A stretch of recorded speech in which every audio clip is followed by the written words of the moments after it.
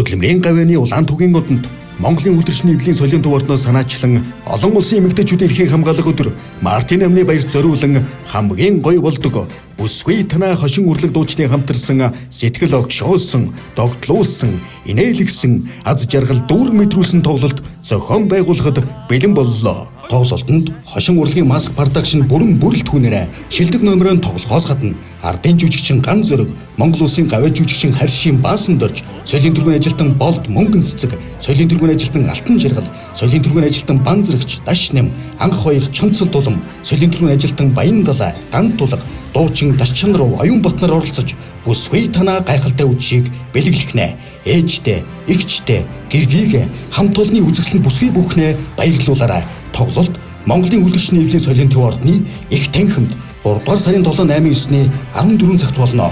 Билетийг Тикетцэг имэн Монголын үлдэршний эвлийн соёлын төв ордны кассаар худалдаалагдж байна.